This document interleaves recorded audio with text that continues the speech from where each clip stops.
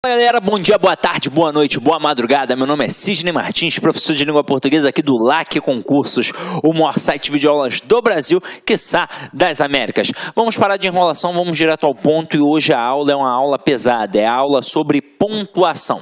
Detalhe, quando a gente fala de pontuação, você já deve estar pensando numa porrada de sinal, 2 pontos, travessão, parênteses e por aí vai.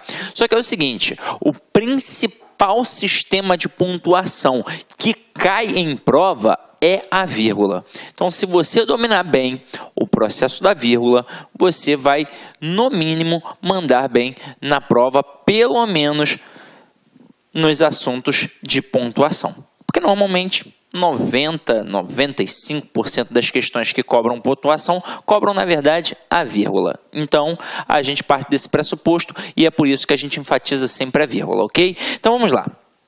Vamos entender o que a gente chama de sinal de pontuação. Então, aqui, ó, chamamos de sinal de pontuação o uso de sinais para marcar na escrita pausas e mudanças de entonação típicas da fala. Então, olha só, eu tenho aqui 3 estruturas com a mesma sentença. O que muda é a pontuação, e isso vai mudar a entonação do camarada na hora da pronúncia. Então, eu digo aqui, ó, eles fecharam a porta. Primeira frase. Segunda, eles fecharam a porta. Agora, a terceira, eles fecharam a porta? Então, isso vai mudar. Então, na escrita, eu marco estas pausas e estas entonações. Eu só não posso dar mole de pensar que a vírgula é uma pausa, porque a vírgula não é. A vírgula, na verdade, é uma estrutura sintática. Então, para que eu possa resolver bem as questões de vírgula, eu tenho de dominar sintaxe. Eu tenho de conhecer muito bem o sistema SVC. Então, aqui, ó, nas provas são frequentemente usadas a vírgula, o ponto e vírgula, os 2 pontos, o travessão e o parênteses. Por que eu destaquei a vírgula? Porque é o elemento mais cobrado na prova. Então, vamos lá, vamos dar uma olhadinha aqui, ó. Vírgula. A vírgula serve para marcar rupturas da ordem direta. Então, eu tenho sujeito, verbo e complementos verbais. E aí, presta atenção no que eu vou te falar aqui agora. A ordem direta da língua portuguesa, ela não pode ter ruptura. Eu não posso quebrar a estrutura na ordem direta da língua portuguesa. Portanto, não há vírgula, exceto para marcar elementos intercalados. E a gente vai entender isso aqui agora, ó. Vocês viram que eu coloquei ali sujeito, verbo e os complementos verbais. E agora eu quero que você entenda muito bem. Na ordem direta, não pode ter vírgula de jeito nenhum. Não pode ter ruptura a ordem direta. Então, eu não posso separar o sujeito do verbo, assim como eu não posso separar o verbo do complemento exigido por ele. Então, muito candidato dá mole nesse momento.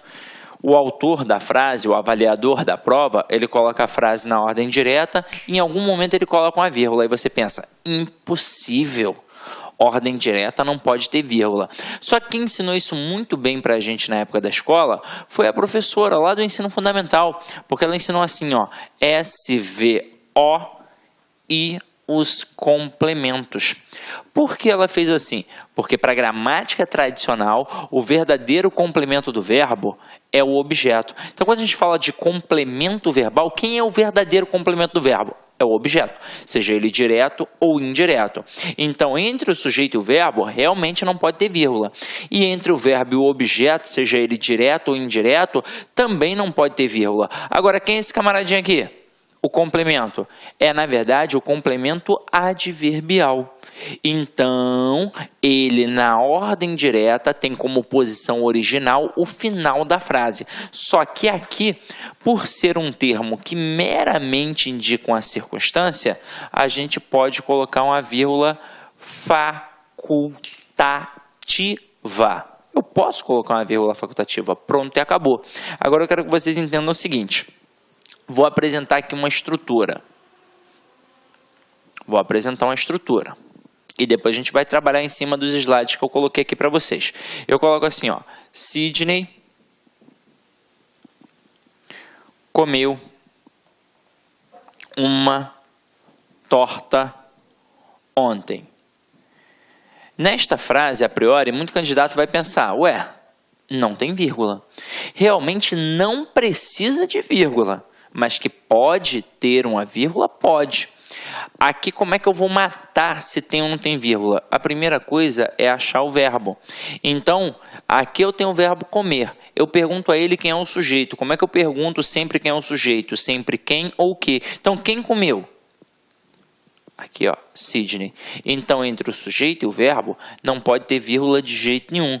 A não ser que aparecesse ali uma estrutura intercalada. Agora, o que foi comido? Uma torta. Então, nesse contexto, quem come alguma coisa, no caso, comeu uma torta. Então, tem um verbo transitivo direto e uma torta é o objeto direto.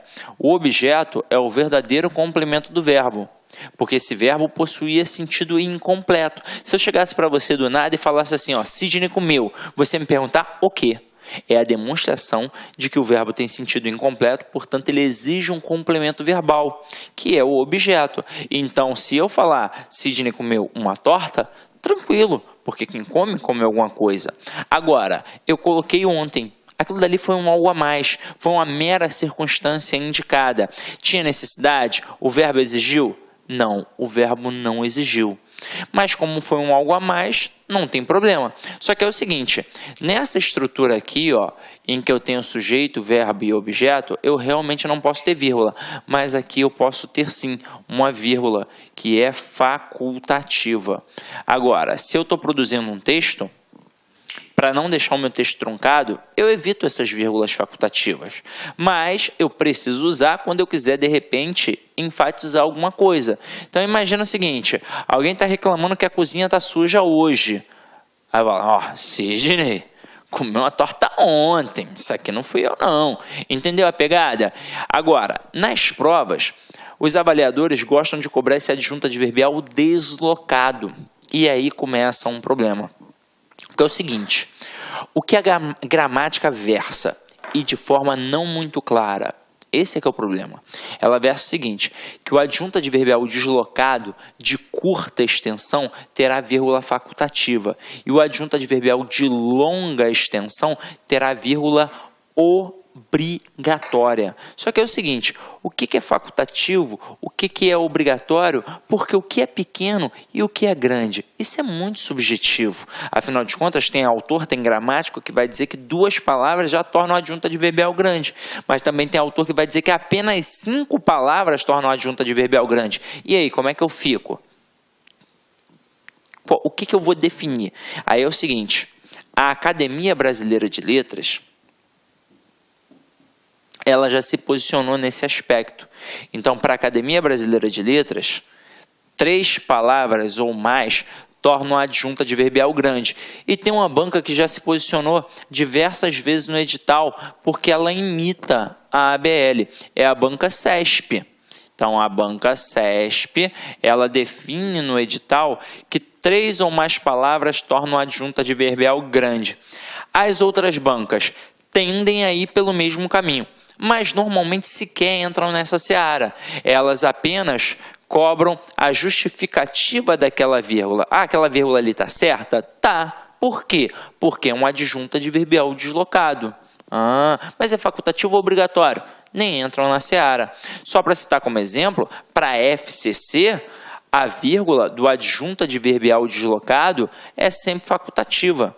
Não importa se o adjunto adverbial é pequeno ou é grande. Para a FCC é facultativa. Agora, e para as outras bancas? Para Sesgran Rio, para a Vunesp, para Exatos, para, sei lá, banca Consuplan, como é que vai funcionar? Aí esses camaradas, como eu disse a vocês, eles vão trabalhar apenas o reconhecimento daquela vírgula ali pela justificativa. Ah, tem uma adjunta adverbial deslocado.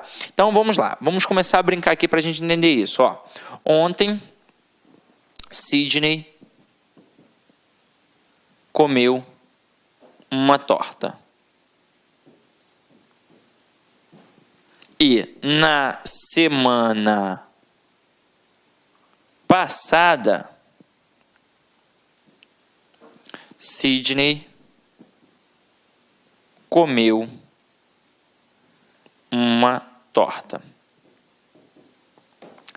Teoricamente, como já tem um posicionamento, pelo menos da Academia Brasileira de Letras e pelo menos da Banca CESP, a gente parte do pressuposto que ao ter uma adjunta adverbial curto ou pequeno, a gente tem uma vírgula facultativa.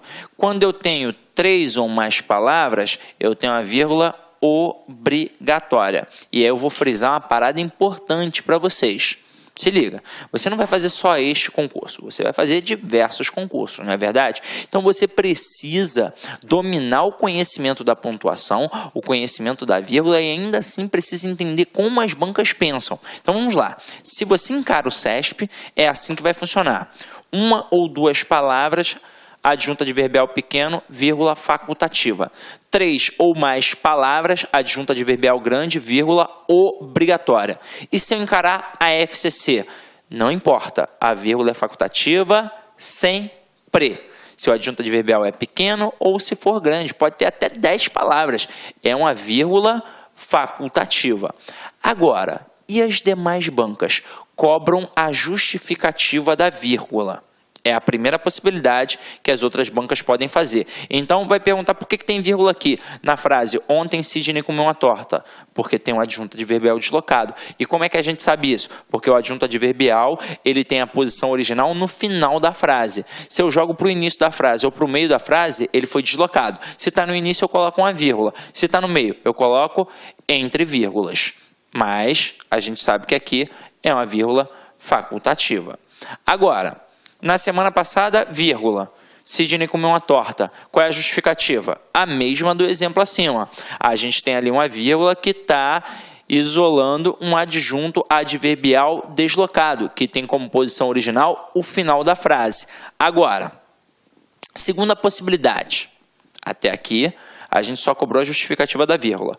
Essa banca, que não é nem a FCC, nem o CESP, por exemplo, qualquer outro tipo de banca, ela pode trabalhar da mesma forma que a FCC e o CESP trabalhariam na primeira frase aqui, ó. Ontem Sidney comeu uma torta. Qualquer banca poderia, por exemplo, colocar esta frase e perguntar assim, ó, dentre as opções abaixo, qual é aquela em que a retirada da vírgula não altera o sentido? E aí você tem certeza. Vírgula facultativa. Agora, para qualquer tipo de banca, para qualquer tipo de gramático, quando eu tenho uma palavra, não adianta, né, gente? A estrutura é pequena e a vírgula é facultativa em qualquer banca. Então, por mais que você esteja encarando uma banca que você, de repente, nunca viu na vida, né? Isso pode acontecer. Se cai esse tipo de questão, com certeza o avaliador vai colocar só uma palavrinha. Ele não vai entrar na seara daquela discussão toda gramatical. E aí, quando ele coloca só uma palavrinha, que você sabe que sintaticamente é uma adjunta adverbial e está deslocado, a vírgula é facultativa, com certeza. Então, aqui, tanto faz eu dizer Sidney, vírgula, comeu uma torta, como dizer...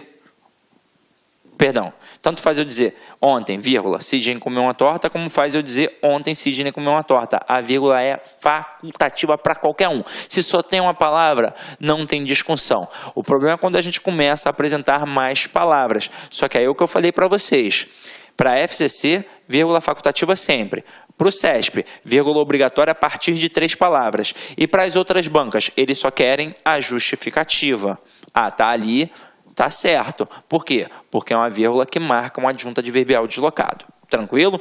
Então vamos lá. Vamos brincar aqui agora nas próximas frases que eu vou apresentar a vocês. E aí depois eu ainda vou apresentar uma outra parada bem bacana, hein?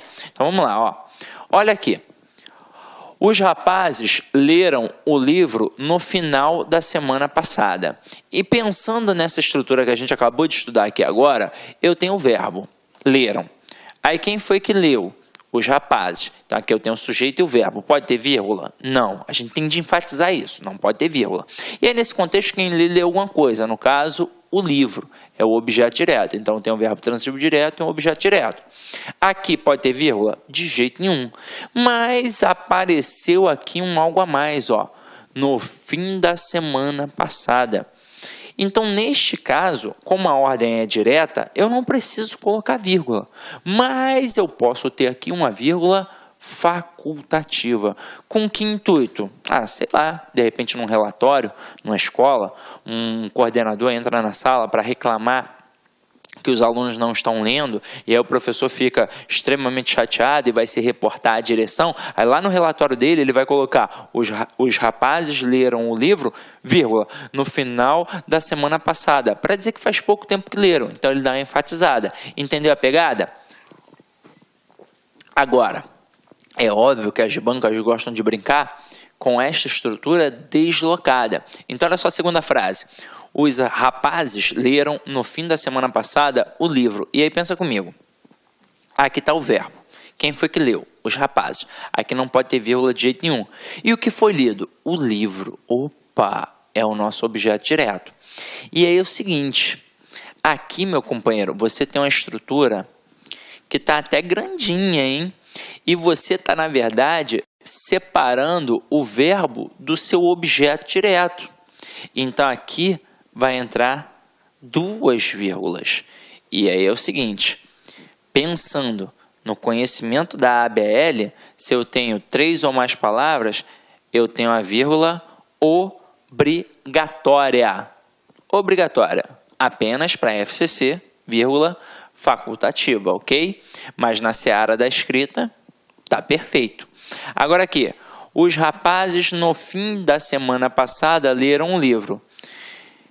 Quem foi que leu? Os rapazes. Então, entre o sujeito e o verbo, a gente parte do pressuposto que não pode ter interrupção, a não ser que tenha uma estrutura intercalada. Então, bota aqui, ó. No fim da semana passada, vírgula, leram o livro. Então, o que foi lido? O livro. Então, aqui, ó, tranquilão. Olha a próxima frase. No fim da semana passada, opa, vírgula, os rapazes leram o livro. Então, gente, é o seguinte, como eu devo estudar, já que tem essa discussão entre os gramáticos? Eu devo estudar de acordo com a ABL. É assim que eu vou escrever quando for fazer uma redação, é assim que eu vou pensar para quando eu olhar as questões. Então, eu, Sidney, por exemplo, faço assim. Se tem 1 ou 2 palavras, para mim é uma adjunta adverbial pequeno, vírgula facultativa. Se tem 3 ou mais palavras, adjunta adverbial grande, vírgula obrigatória. É assim que funciona.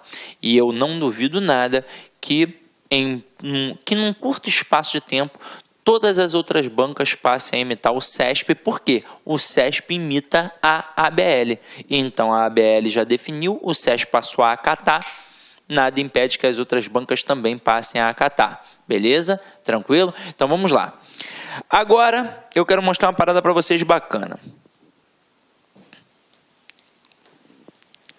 E aqui é independente do tamanho do adjunto adverbial. Se liga só. Quando a gente estuda orações subordinadas, a gente estuda a oração subordinada substantiva, a adjetiva e a adverbial. É ou não é verdade? E aí, pensando nas possibilidades de estruturas sintáticas, a gente aprende que a oração subordinada, ela exerce uma função sintática em relação à oração principal.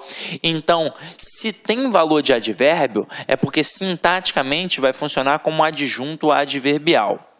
A oração adjetiva, como tem valor de adjetivo, sintaticamente vai funcionar como adjunto adnominal, que é uma função própria do adjetivo. E a que funciona como substantivo pode ter função de sujeito, pode ter função de objeto direto, pode ter função de objeto indireto, pode ter função de complemento nominal, pode ter função de aposto e pode ter função de predicativo. Caramba! Na aula de orações subordinadas você aprende tudo isso. Agora é o seguinte, se aqui esta oração subordinada adverbial exerce função de adjunta adverbial em relação à oração principal, a gente sabe que sintaticamente é a mesma pegada. Vírgula não é um processo sintático? Então vamos lá. Se eu botar a oração principal e depois colocar a oração subordinada adverbial, eu terei um adjunto adverbial na sua posição original, que é no final da frase. E aqui, então, vai entrar uma vírgula facultativa. Agora, se eu mexo com essa estrutura, se eu começo com a oração subordinada adverbial e depois eu coloco a oração principal... Olá, meus amigos, minhas amigas, sou o professor Luiz Antônio Carvalho, estou aqui para fazer um convite muito especial para você que está estudando para o concurso do Banrisul 2019. Nós, da Lá Concursos, temos um curso top de linha, o melhor custo-benefício do mercado por apenas 10 parcelas de R$ 25. Um curso completo, ponto a ponto, do edital. Nós não temos professores medianos aqui na Lá Concursos, é um curso que eu tenho certeza que vai fazer a diferença nos seus estudos. Então, convido vocês a se matricular aqui na Lá Concursos, assistir o restante dessa videoaula. Essa videoaula é uma aula demonstrativa, é apenas aí 20%, 20%, 30% do conteúdo da aula e, claro, nós temos muito mais aulas. Venha estudar, venha conhecer nosso personal coach, que é o estudo do regime de metas. Ali você vai organizar o seu estudo para o Banrisul e eu tenho certeza que você será muito bem sucedido. Bacana? Então, clique aqui embaixo, faça a sua matrícula. Tem aqui também o nosso WhatsApp, clique aqui embaixo, peça qualquer coisa aí, qualquer dúvida, qualquer esclarecimento que nossas meninas do atendimento, o nosso call center irá te atender perfeitamente. Bacana, pessoal? Espero vocês. Um forte abraço. Tchau, tchau. Clique lá.